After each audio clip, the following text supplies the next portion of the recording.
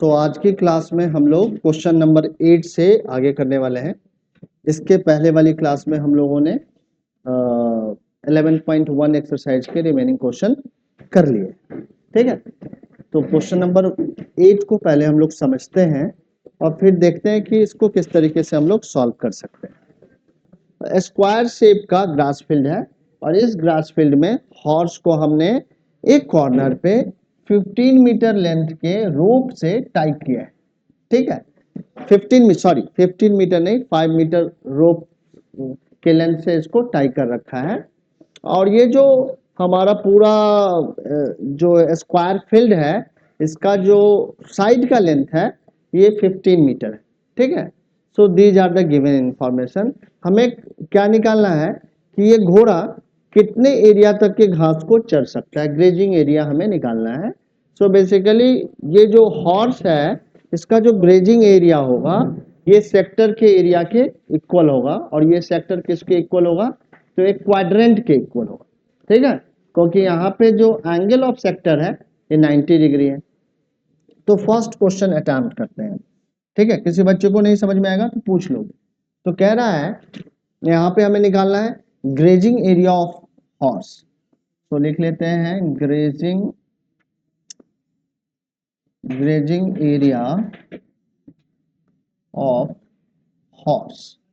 Horse का जो grazing area होगा ये किसके इक्वल होगा, तो ये इक्वल होगा एरिया ऑफ सेक्टर के, एरिया ऑफ सेक्टर के। ठीक है, सो बेसिकली यहां से हॉर्स कहां तक घास खा सकता है, तो ये जो एरिया देख रहे हो इसके पीछे पीछे खा सकता है, बट इसके आगे नहीं जा सकता है क्योंकि रोप का लेंथ कितना है, 5 मीटर ही है। ठीक है, तो यहां से जो एक सर्किल बनेगी उस सर्किल का रेडियस कितना हो जाएगा, तो रेडियस हो जाएगा 5 मीटर। ठीक है, और एंगल ऑफ सेक्टर कितना होगा, तो वो 90 डिग्री के इक्वल होगा या नहीं होगा। सो हम लोग सेक्टर के एरिया का फॉर्मूला लगाते हैं, तो थीटा अपॉन 360 डिग्री और यहाँ लिखेंगे पाई आर स्क्वायर। सो यहाँ पे थीटा की वैल्यू कितनी है, तो 90 डिग्री है, और ये हो गया हमारा 360 डिग्री। पाई वैल्यू को ये स्पेसिफिक दे रखी है क्या, हाँ दे रखी है। हमें क्या पाई की वैल्यू लेनी है, तो पाई की वैल्यू 3.14 लेनी है, और रेडियस हमारा कितना है, तो 5 है, तो 5 इंटू 5 मीटर स्क्वायर। यहाँ तक चीजें समझ में आ रही है। 90 से 360 को कैंसिल करोगे तो आपको आ जाएगा 4। So now we have 1/4 into 3.14 into 5 जा 25। होगा या नहीं होगा, ठीक है। अब जरा हम लोग मल्टीप्लाई करें, तो 25 से अगर 4 को मल्टीप्लाई करोगे तो कितना आ जाएगा, 100 आ जाएगा। यहाँ लिख लिया 0। ठीक है, कैरी कितना हो गया, 10। 25 1 जा 25 एंड 10 35। यहाँ लिख दिया 5। ठीक है, कैरी कितना हो गया, 3। सो 25 3 जा 75, और 3 कितना हो जाएगा, 78। डेसिमल कहाँ पे लगाना है, तो डेसिमल 2 डिजिट के बाद लगाना है, तो 78.50 अपॉन 4 मीटर स्क्वायर। अब इसको अगर 2 से कैंसिल करें तो 2 2 जा 4, 2 3 जा 6, 2 9 जा 2 2 जा 2 5 जा, होगा या नहीं, ठीक है। फिर से चाहे तो 2 से कैंसिल कर सकते हैं, तो 2 1 जा 2 9 जा 2 6 जा 2 2 जा 2 5 जा। सो हॉर्स ग्रेजिंग एरिया कितना आ गया, 19.625 metre square is the grazing area of horse. ठीक है, एक बार आंसर को क्रॉस वैलिडेट कर लो, एक बार चेक करो। ठीक है, तो इस तरीके से हॉर्स का ग्रेजिंग एरिया हमने निकाल लिया है, इट इज 19.625। ठीक है, अब क्या करना है, अगला पार्ट इसका क्या कह रहा है जरा देखते हैं और समझते हैं। एक बार क्रॉस चेक करो सारे बच्चे। ठीक है, एग्जैक्टली इतना ही है। ठीक है, अब क्या कह रहा है, the increase in the grazing area if the rope were 10 metre long instead of 5 metre. अब 5 मीटर से क्या कर दें, 10 मीटर अगर रोप का लेंथ कर दें तो ग्रेजिंग एरिया कितना बढ़ जाएगा, तो 10 मीटर का अगर रोप करते हैं तो रोप का लेंथ क्या हो जाएगा, यहाँ तक चला जाएगा या नहीं जाएगा। ठीक है, रेड कलर से इसको मार्क कर देते हैं, रोप का लेंथ क्या हो जाएगा, यहाँ तक चला आएगा। तो अब घोड़ा कहाँ तक घास खा सकता है? तो घोड़ा अब इस वाले सेक्टर के अंदर अंदर का पूरा घास खा सकता है, इसके बियॉन्ड नहीं जा सकता है। तो कितना ग्रेजिंग एरिया अब इसका इंक्रीज किया है, तो यहां से ये वाला जो एरिया है ये इंक्रीज्ड ग्रेजिंग एरिया है या नहीं है? ठीक है ना। सो अब इंक्रीज्ड ग्रेजिंग एरिया हम लोग यहाँ पे निकालते हैं। ठीक है, यही पूछा है ना, क्या क्वेश्चन में पूछा the increase in the grazing area. तो अभी हम लोग क्वेश्चन नंबर 2 करते हैं, इंक्रीज्ड ग्रेजिंग एरिया लिख लेते हैं, इंक्रीज्ड ग्रेजिंग एरिया।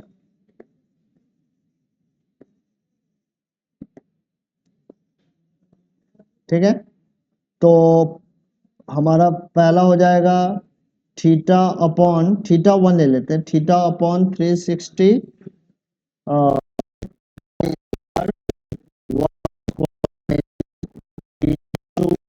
अपॉन 360।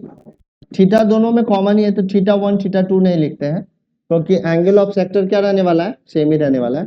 तो थीटा ले लेते हैं और यहाँ पे लिख लेंगे पाई आर 2 स्क्वायर। तो अब हमारे पास वैल्यू कितनी आ जाएगी, तो यहाँ पे आ जाएगी थीटा अपॉन 360 और यहाँ पे आ जाएगा पाई, बचा क्या, बचा R1 स्क्वायर माइनस R2 आएगा। अब थीटा की वैल्यू कितनी है, तो 90 है, ये आ गया 360 डिग्री। ठीक है, पाई की वैल्यू कितनी बोली है, 3.14, R1 कितना है, तो 10 है, तो ये 10 का स्क्वायर आ जाएगा। R2 क्या है, 5 है, तो 5 का स्क्वायर आ जाएगा। ठीक है, ब्रैकेट क्लोज कर देते हैं हम लोग यहाँ पे, इसको इससे कैंसिल करेंगे, 4 टाइम्स में कैंसिल हो जाएगा। सो अब हम लोग कैलकुलेशन यहाँ पे कर लेते हैं। यहाँ तक का कैलकुलेशन सारे बच्चों को समझ में आ गया ठीक से, कोई प्रॉब्लम तो नहीं है यहाँ तक? चलो आगे बढ़ जाए। ठीक है, अब यहाँ पे हम लोग लिख सकते हैं 3.14 अपॉन 4 इंटू, यहाँ पे जाए तो एक एल्जेब्रिक आइडेंटिटी लगा सकते हैं, ए स्क्वायर माइनस बी स्क्वायर, ए प्लस बी इंटू ए माइनस बी, तो कितना आ जाएगा 15 इंटू कितना आ जाएगा 15 इंटू 5 आएगा या नहीं आएगा, बताओ। तो इतना मीटर स्क्वायर आ जाएगा। अब इसको क्या करना है, हम लोगों को कैंसिल कर देना है, तो कैंसिल करो 2 से, तो 2 1 जा 2, 2 5 जा 2 7 जा, 2 से फिर से कैंसिल कर लेते हैं, 2 1 जा 0.27 जा 14, और यहाँ पे आ जाएगा 2 8 जा 16, 2 5 जा, सो नाउ वी हैव 0.785 और 15 5 जा 5 5 जा 75। ठीक है, अब क्या करना है, मल्टीप्लाई करके जरा आंसर निकालो, तो हमारा 0.785 में मल्टीप्लाई करना है 75 से, 5 5 जा 25, 2 5 8 जा 40, 2 42, 4 5 7 जा 35, 39, 7 5 जा 35, 3 7 8 जा 56 and 59, 5 7 7 जा 49 and 5 54, so 5 7 यहाँ 9 लिखा था, 9 9 18, 4 और 3 7 1 8 और 5, so we have 58.87375 meter square is the increased grazing area। increased grazing area कितना आ गया है 58.875। प्लीज इसको भी क्रॉस चेक कर लो। ठीक है, देख लिया एग्जैक्ट आ गया है। तो इस तरीके से हम लोग इंक्रीज्ड ग्रेजिंग एरिया भी निकाल लिया है। तो यहाँ पे देख लो कि अगर हम लोग समझना चाहे तो क्वेश्चन को करना इतना मुश्किल नहीं है, यहाँ पे कैलकुलेशन को क्या करना है, ठीक से करना है। अगर कैलकुलेशन को ठीक से नहीं किए तो आंसर क्या होगा, नहीं मैच कर पाएगा। अदरवाइज प्रॉब्लम को कैसे करना है, किस तरीके से फॉर्मूला वगैरह लगाना है, ये यहाँ पे क्या है, सिंपल है या नहीं है ना, आसान सा ये चैप्टर। तो इस क्वेश्चन को अभी हम लोगों ने कर लिया। अब इसके बाद जितने भी क्वेश्चन है ना, सब बोर्ड में कभी न कभी पूछे गए, इसमें से एक भी क्वेश्चन क्वेश्चन नंबर 8 के बाद आप स्किप नहीं कर सकते हो, सारे के सारे इंपॉर्टेंट क्वेश्चन है, क्योंकि क्वेश्चन ही बहुत लिमिटेड है। एरिया रिलेटेड टू सर्कल्स में क्वेश्चन क्या है, बहुत लिमिटेड क्वेश्चन है। सो जितने क्वेश्चन एक्सरसाइज में दे रखे हैं और जो एग्जाम्पल्स में दे रखे हैं एक एक कर लो, इसी में से कुछ ना कुछ आने वाला है। ठीक है, सो अब हम लोग क्वेश्चन नंबर 9 अटेम्प्ट कर लेते हैं।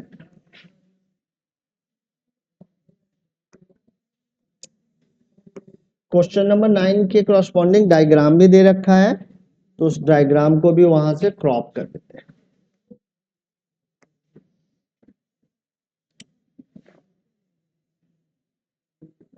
तो डायग्राम भी क्रॉप कर लिया है।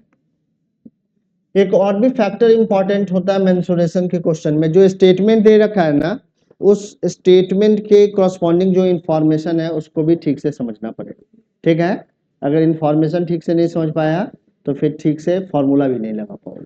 तो ये दो चीजें क्रूशियल है, क्वेश्चन को ठीक से समझना और फॉर्मूला को ठीक से लगा देना। इसके बाद कैलकुलेशन है, कैलकुलेशन अगर जिसका ठीक है वो क्वेश्चन कर लेगा। ठीक है, तो कह रहा है a brooch is made with silver wire in the form of a circle with diameter 35 mm. The wire is also used in making 5 diameters which divide the circle into 10 equal sector as shown in the figure.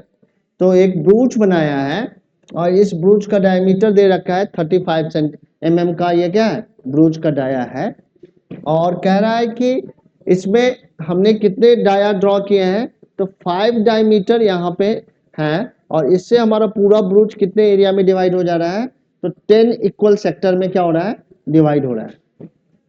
क्या पूछ रहा है, तो total length of the silver wire required, इस ब्रूच को बनाने में silver wire कितना लगा है ये बताना है।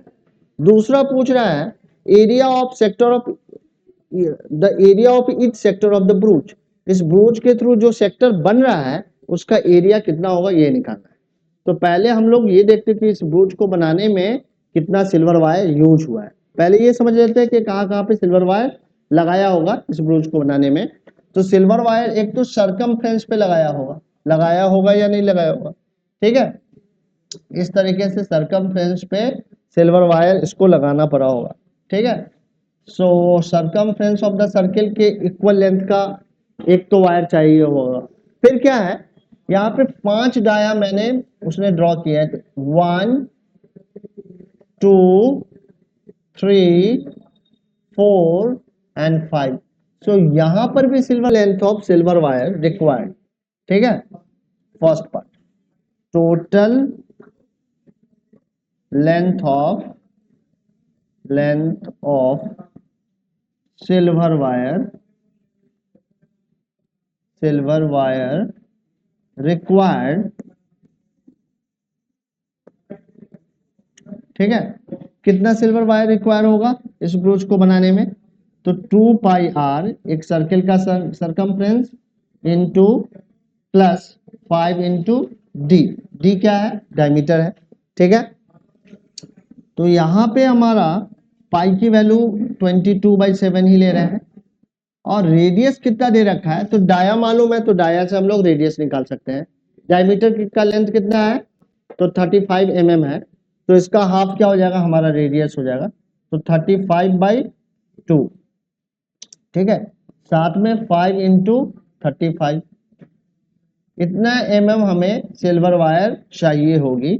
सो इस 2 से इस 2 को कैंसिल करते हैं, इस 7 से इस 5 को, सो वी हैव 110 और यहाँ पे आ जाएगा 5 5 जा 25, 2 5 3 जा 15 एंड 2 17 mm।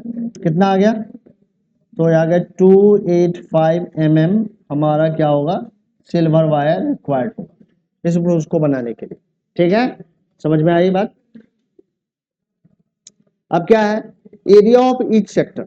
अब हर एक सेक्टर का एरिया निकालने के लिए हमें सेक्टर एंगल निकालना पड़ेगा। एंगल ऑफ सेक्टर कितना होगा, तो यहाँ पे देखो कि चूंकि सेक्टर जो है इक्वल सेक्टर है, 10 इक्वल सेक्टर है, तो यहाँ पे सेक्टर एंगल क्या होगा, इक्वल ही होगा हर एक सेक्टर का।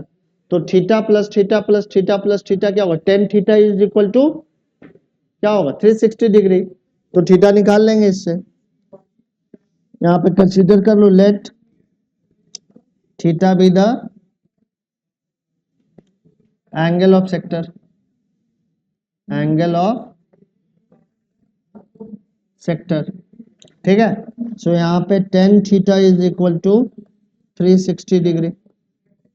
सो थीटा की वैल्यू कितनी आ जाएगी 360 डिग्री अपॉन 10 कितना आ गया 36 डिग्री। अब एरिया ऑफ सेक्टर यहाँ पे कैलकुलेट कर लेते हैं।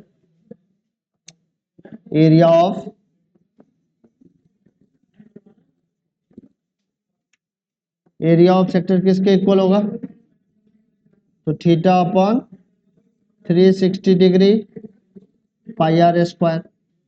थीटा की वैल्यू कितनी है 360 डिग्री थीटा की वैल्यू 36 डिग्री है ठीक है। और यहाँ पे 360 तो अपॉन में होगा ही। पाई की वैल्यू कितनी ले लेंगे तो 22/7। डाया कितना है तो डाया हमारा है 35 mm का तो 35/2 मिलीमीटर स्क्वायर क्या हो जाएगा इसका सेक्टर एरिया आ जाएगा। इससे इसको कैंसिल करोगे तो यहाँ पे 10 आ जाएगा। 7 से इसको कैंसिल करेंगे तो 5 आ जाएगा। 5 से इसको कैंसिल करेंगे 2 आ जाएगा। 2 से इसको कैंसिल करेंगे 11 आ जाएगा। So now we have 11 into 35 upon 4 millimetre square. Multiply कर दो। मल्टीप्लाई करके कितना आंसर आ जाएगा बताओ 11 5 जा 55 5 कैरी आ गया एंड 11 3 जा 33 एंड 5 38 तो 385 upon 4 millimetre square is the area of sector. Area of sector आ जाएगा 385 अपॉन 4 ठीक है। अगर डेसिमल में आंसर है तो डिवाइड कर देंगे 4 से। अगर डेसिमल में आंसर नहीं है तो एज इट इज छोड़ देंगे। आगे बढ़ जाए समझ में आया या नहीं आया आ गया निकिता आपको समझ में आ रहा है ठीक से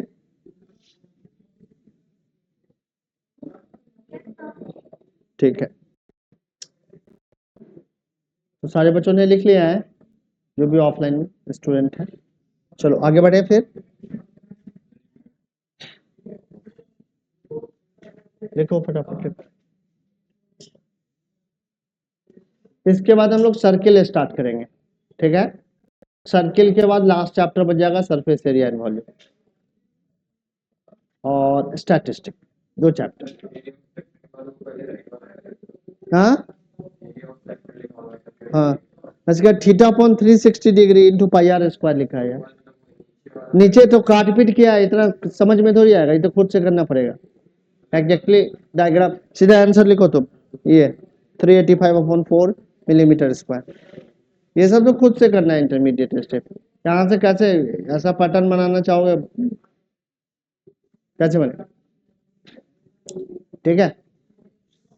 चलो अब आगे बढ़ते हैं।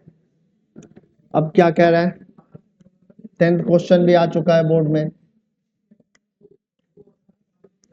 इसके कोरस्पॉन्डिंग जो डायग्राम है जरा ले लेते हैं।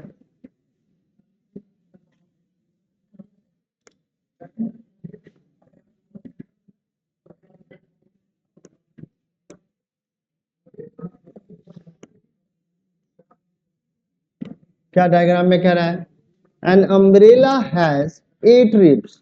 इस अम्ब्रेला में कितने रिब्स हैं 8 1 2 3 4 5 6 7 8 8 रिब्स हैं ठीक है। विच आर इक्वली स्पेस्ड जिनके 2 रिब्स के बीच में क्या है स्पेस क्या इक्वल है यानी कि सबके यानी कि 2 रिब्स के बीच का एंगल क्या होगा हमेशा ही सेम होगा। होगा या नहीं होगा ठीक है। Assuming umbrella to be flat circle of radius 45 centimetre. अगर अम्ब्रेला को फ्लैट कर रहे तो ये सर्किल का एक फॉर्मेशन करेगा नियरली सर्किल है मान लेते हैं यहाँ पे ठीक है। Find the area between the 2 consecutive ribs of the umbrella. तो 2 कॉन्जिक्यूटिव रिब्स के बीच का एरिया निकालना है तो 2 कॉन्जिक्यूटिव रिब्स के बीच का एरिया क्या है सेक्टर के इक्वल है। तो यहाँ पे एंगल ऑफ सेक्टर अगर पता चल जाए तो हम लोग निकाल सकते हैं ठीक है। Area in between 2 consecutive ribs निकाल सकते हैं कि नहीं। तो यहाँ पे देखो इस तरीके के इक्वल सेक्टर कितने हैं 1 2 3 4 5 6 7 8 होगा कितने हैं मार्क कर देते हैं, यहाँ पे मार्क करोगे तो 1 2 3 4 5 6 7 8, ठीक है ना। और यहाँ पे हम लोग अगर एंगल ऑफ सेक्टर थीटा ले लें तो यहाँ पे क्या लिख सकते हैं, tan 8 theta is equal to 360 degree लिख सकते हैं ना। तो थीटा क्या आ जाएगा, थीटा हमारा है 360 डिग्री अपॉन 8, ठीक है। तो कैंसिल करें, 4 से कैंसिल कर सकते हैं, चाहे तो 2 से भी कर सकते हैं, 4 से कर देते हैं। 4 2 जा 8, 4 1 जा 4 8 जा 0, ठीक है। 2 से फिर से कैंसिल करो, 2 9 जा, तो हमारा कितना आ गया 90 डिग्री आ रहा है। आ रहा है या नहीं आ रहा है, ठीक है। आएगा कि नहीं, 90 नहीं आ रहा है यार, कहीं पे कैंसिल करने में 4 से किए तो 4 2 जा, अच्छा 4 फिर 2 से कैंसिल, सॉरी इसको करते हैं, ठीक कर लेते हैं, इसको ठीक कर देते हैं। क्या है हमारा, तो theta is equal to 360 degree upon 8, 4 से कैंसिल किया, 4 2 जा 4 9 जा 90 तो यहीं पे आ गया, तो ये आ जाएगा 45 डिग्री का आ जाएगा, ठीक है ना। यहाँ पे लिख दीजिए where theta is equal to angle between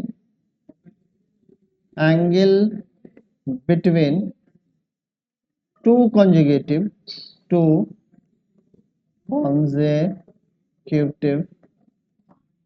ribs, ठीक है। अब हमें क्या निकालना है, एरिया बिटवीन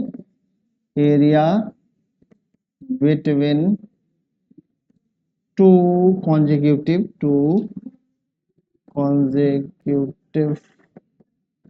रिब्स, ये किसके इक्वल होगा, तो ये हमारा इक्वल होगा एरिया ऑफ सेक्टर के, एरिया ऑफ सेक्टर के।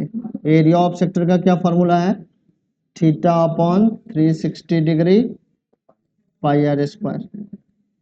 थीटा की वैल्यू यहाँ पे कितनी आ गई है, 45 डिग्री अपॉन 360, ठीक है, डिग्री वैल्यू 22/7।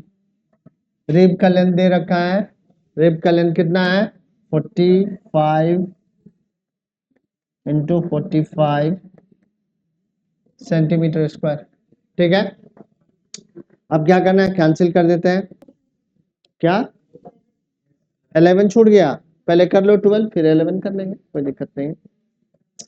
सो कितने एरिया में वार्निंग है, ठीक है, वार्न एरिया कितना है ये निकालना है ना, ठीक है। एक लाइट हाउस है, लाइट हाउस ऊपर से क्या कर रहा है, लाइट देके ये बता रहा है, रेड कलर का लाइट बना के ये बता रहा है कि इस जोन में अंडर वाटर रॉक हो सकता है, तो यहाँ पे आपको अपने शिप्स को नहीं लाना, ठीक है।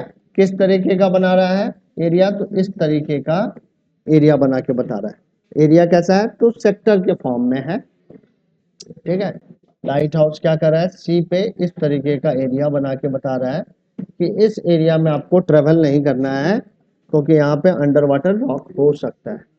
और यहाँ पे जो सेक्टर एंगल है कितना दे रखा है, तो सेक्टर एंगल दे रखा है 80 डिग्री का है, और ये जो रेडियस है ये गिवन है, ये कितना है 16.5 किलोमीटर। कोई भी बच्चा इस क्वेश्चन को कर लेगा, ठीक है। तो वार्न्ड एरिया कितना है, जितने में वार्निंग है, वार्न्ड एरिया, ठीक है। खतरा वाला जो एरिया है वो है हमारा एरिया ऑफ सेक्टर के इक्वल होगा, एरिया ऑफ सेक्टर के इक्वल हो जाएगा, ठीक है। एरिया ऑफ सेक्टर कैसे कैलकुलेट होगा, तो theta upon 360 degree pi r square, 80 degree upon 360 degree, अच्छा कोई नहीं देखते हैं ना, 3.14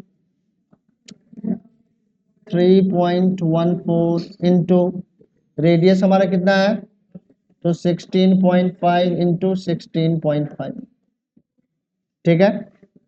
0 से 0 को कैंसिल किया, 4 2 जा 4 9 जा, फिर 3 से कैंसिल किया, 3 3 जा, फिर 3 5 जा 15, 3 5 जा 15, फिर 3 से कैंसिल किया 5.5।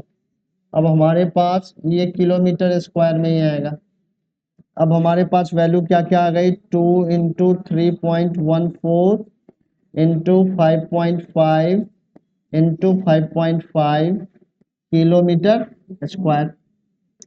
अब हमने 2 को इससे मल्टीप्लाई किया था तो कितना आ गया 3.14 इंटू 11 इंटू 5.5। अब मल्टीप्लाई करेंगे, बाद में हम लोग क्या लगा देंगे, डेसिमल लगा देंगे। ठीक है, तो हमें क्या करना है, पहले 11 से 55 को कर लेते हैं। तो 5 कितना आ जाएगा, 50605 आ गया। अब 605 से ही तो हम लोग 314 को पिछले बार भी मल्टीप्लाई किए थे, बट कुछ दिक्कत आ गई थी, नहीं कर पाए थे हम लोग सक्सेसफुली। तो 5 4 जा 20, 2 5 1 जा 5 एंड 2 7, 5 3 जा 15, 0 0 0, 6 चौक 24, 2 6 कम 6 2 8 और 6 त्रिक 18। तो 0 7 5 4 9 8 1 9 और ये 8 और ये 8। ठीक है, कितने डिजिट के बाद, तो 189.97 किलोमीटर स्क्वायर। यही याद आ गया। क्या कह रहा है, car has 2 wiper which do not overlap. Car में 2 वाइपर है और एक दूसरे को क्या करता है, ओवरलैप नहीं कर रहा है। Each wiper has a blade of length 25 centimetre sweeping through an angle of 115 degree. Find the total area cleaned by at each sweep of blade. Blade के हर एक स्वीप में कितना एरिया क्लीन हो जाएगा, यहां से जब ऐसे करके आता है तो कितना एरिया क्लीन हो जाएगा। 2 ब्लेड है तो ट्वाइस होगा, बट ये क्लीनिंग एरिया कैसा होगा, तो सेक्टर के एरिया के इक्वल होगा। ठीक है, so total area clean at each sweep of blade निकालते हैं। सो क्या लिखते हैं, टोटल एरिया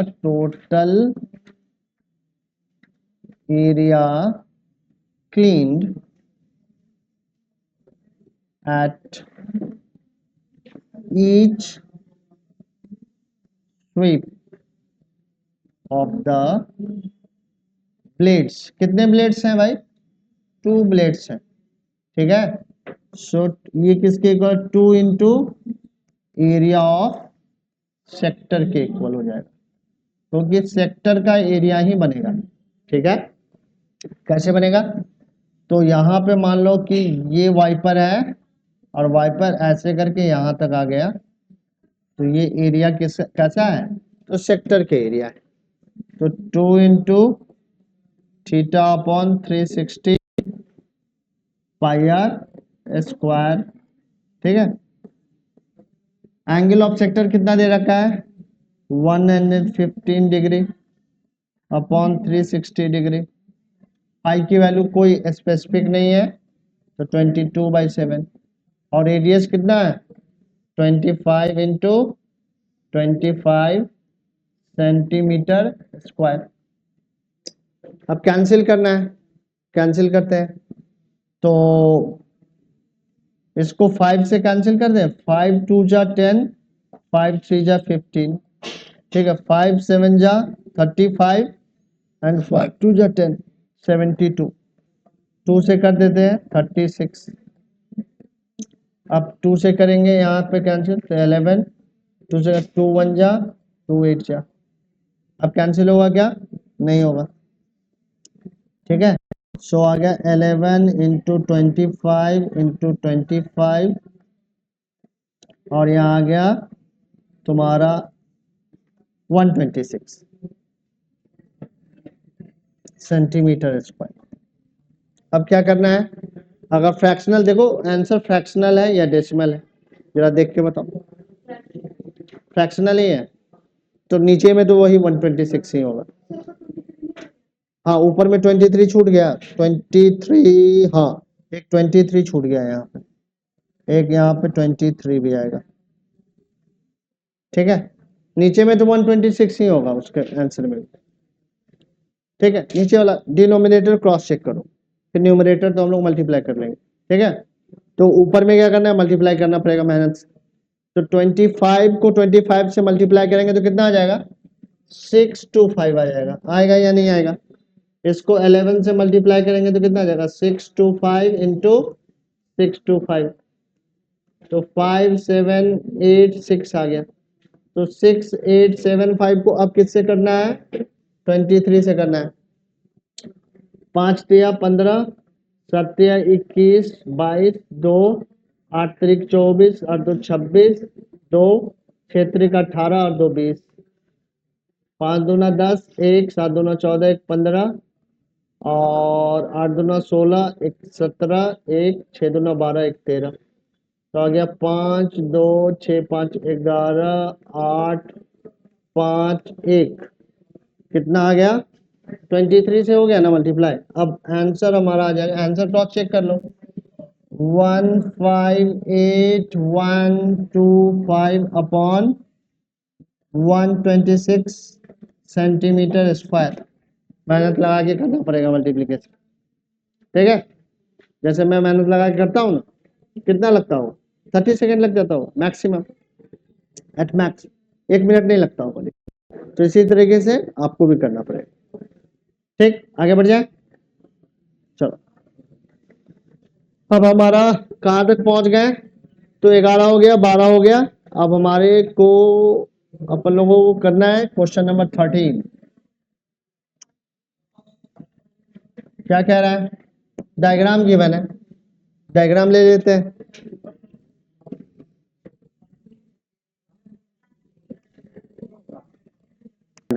पहले हम लोग क्वेश्चन को समझते हैं अच्छे ढंग से, फिर हम लोग उसको करना स्टार्ट करेंगे। तो कह रहा है कि a round table cover has equal 6 equal design as shown in figure. Figure में क्या दिखा रखा है, तो राउंड टेबल का एक कवर है जिसके अंदर में 6 इक्वल डिजाइन आपको देखने को मिल रहे हैं। डिजाइन कहाँ पे है, तो डिजाइन इस वाले रीजन में है, और ये जो रीजन है ये हमारा इस सर्किल का सेगमेंट है, ठीक है।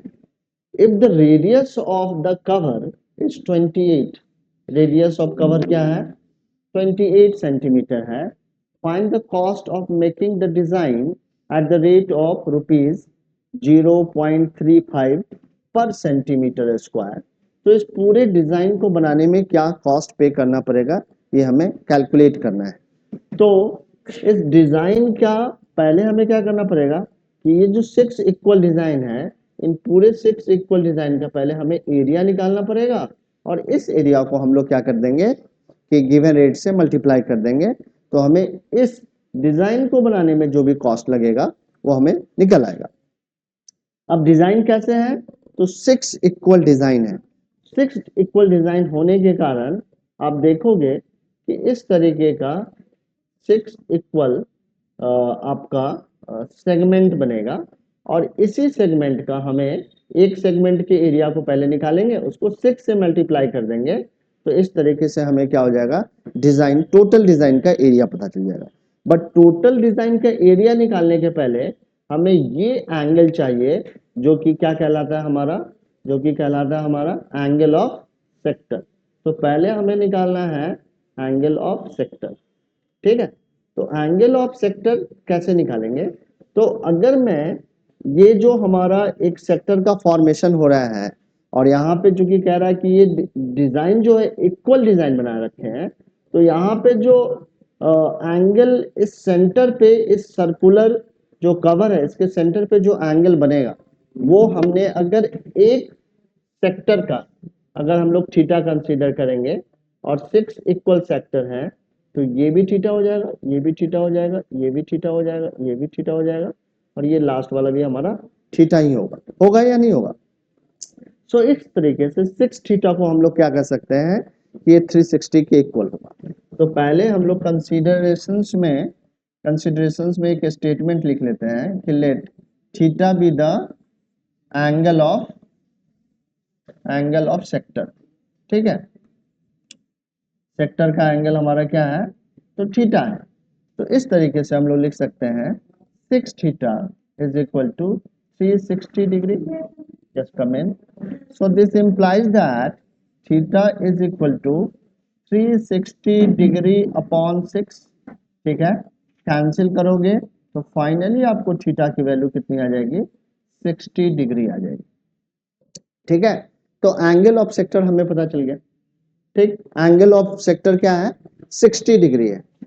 ठीक, अब क्या है, कोई भी एक सेगमेंट के बारे में अगर देखें तो सेगमेंट का डायग्राम अगर हम लोग सेपरेटली अलग से बनाएं तो हमारा इस तरीके का कुछ सेगमेंट है। सेगमेंट का रीजन क्या है, इस तरीके का है या नहीं। तो सेगमेंट के का अगर एरिया निकालना चाह रहे हो तो सेक्टर के एरिया में से ये ट्रायंगल का एरिया आपको क्या करना पड़ेगा, माइनस करना पड़ेगा। माइनस करना पड़ेगा या नहीं करना पड़ेगा। यहाँ पे एंगल हमारी जैसे ही 60 डिग्री की होती है तो आप कह सकते हो ये जो हमारा ट्रायंगल है ये कैसा ट्रायंगल है, तो ये एक इक्विलैटरल ट्रायंगल है। इक्विलैटरल ट्रायंगल है। अब कोई पूछे कि ये इक्विलैटरल ट्रायंगल कैसे है, तो आप कहोगे कि ये 60 डिग्री है। ठीक है, और ये दोनों साइड क्या है, रेडियस ऑफ सर्किल है। सो ये दोनों साइड भी आपस में क्या होगा, इक्वल होगा। तो ये वाला अगर एंगल के है तो ये भी हमारा क्या होगा, के होगा। और तीनों एंगल का सम क्या होगा, 180 की डिग्री होगा। इस तरीके से जब के कैलकुलेट करेंगे तो के की वैल्यू क्या आ जाएगी, 60 डिग्री आएगी। सो इस ट्रायंगल की ईच एंगल अगर 60 डिग्री है तो ये हमारा ट्रायंगल कैसा है, इक्विलैटरल ट्रायंगल है। तो अगर हमें एक डिजाइन का एरिया निकालना है तो क्या करना पड़ेगा, एक सेक्टर के एरिया में से हमें एक ट्रायंगल का एरिया माइनस करना पड़ेगा। इस तरीके के कितने डिजाइन है, तो 6 इक्वल डिजाइन है। अगर टोटल डिजाइन का एरिया निकालना है तो हमें इसे 6 से क्या करना पड़ेगा, मल्टीप्लाई करना पड़ेगा। सो अब हम लोग क्या करते हैं, पूरे डिजाइन का एरिया निकालते हैं। एरिया ऑफ डिजाइन, तो एरिया ऑफ डिजाइन क्या आएगा हमारा, तो एरिया ऑफ डिजाइन आ जाएगा 6 into theta upon 360 degree minus pi r square minus area of triangle, area of equilateral triangle, area of equilateral triangle, equilateral triangle. ठीक है, तो ये अब इस तरीके से हमारा पूरे 6 इक्वल डिजाइन का एरिया निकल के आ जाएगा। अब ये फॉर्मूला हो जाएगा हमारा, थीटा की वैल्यू यहाँ पे कितनी है, 60 डिग्री है, ये 360 डिग्री यहाँ आ जाएगा।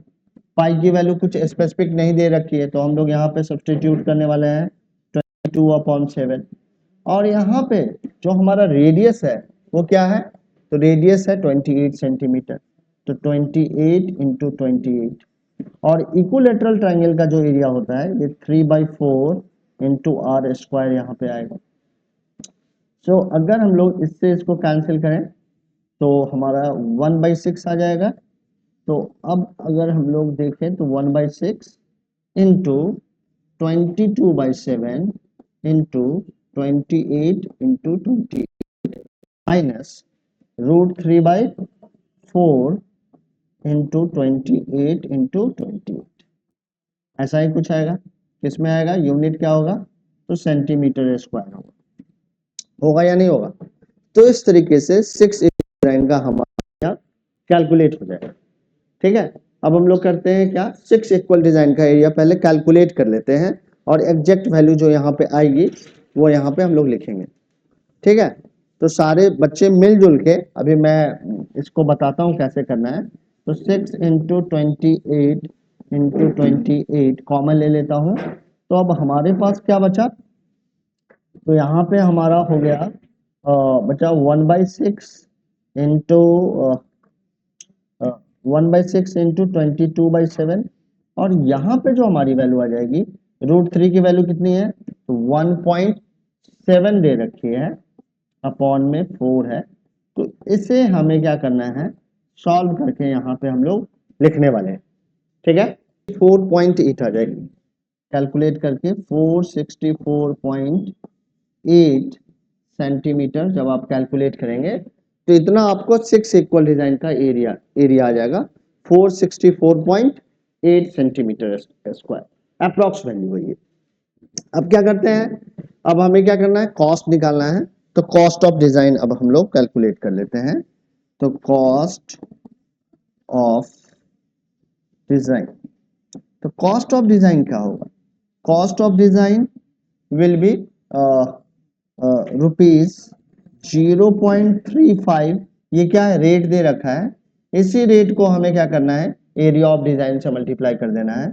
तो area of design is 464.8 centimetre square. तो जब आप इसको मल्टीप्लाई करेंगे then finally you will get 162.38 something. Please देख लेता हूं मैं।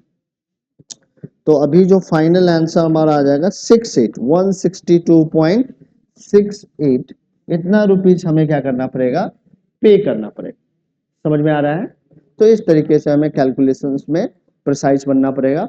और पहले भी जो कल की क्लास में जो हम लोगों ने डिस्कशंस किया था, उस डिस्कशंस में भी एग्जैक्टली कॉन्सेप्ट यही लगाया था।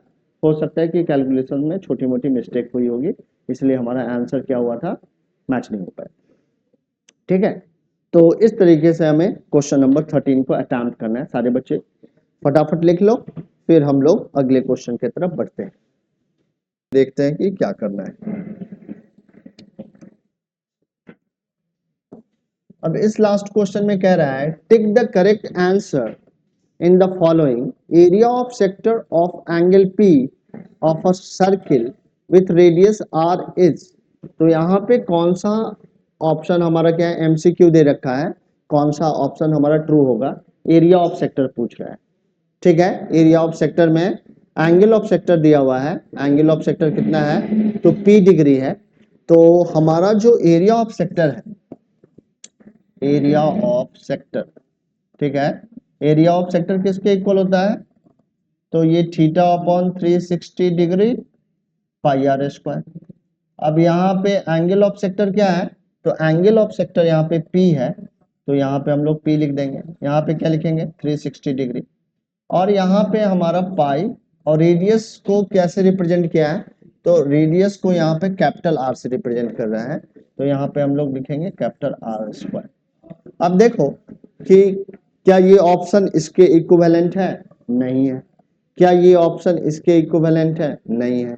क्या ये ऑप्शन इसके इक्विवेलेंट नहीं होगा, क्योंकि 2 पाई आर यहाँ लिखा है। तो ये वाला ऑप्शन हमारा इसके इक्विवेलेंट है। क्यों, क्योंकि 2 से जैसे ही मैं इसको कैंसिल करूंगा तो ये हमारा क्या आ जाएगा, pi upon 360 degree into pi r square.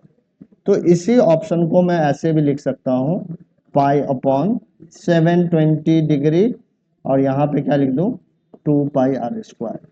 ठीक है, तो ये जो डी ऑप्शन है ये एक राइट ऑप्शन है। ठीक है, करेक्ट ऑप्शन है। समझ में आ गया? तो इस तरीके से एरियाज रिलेटेड टू सर्किल हमारा कवर हो जाता है, और पूरा का पूरा ये चैप्टर हम लोगों ने कवर कर लिया है।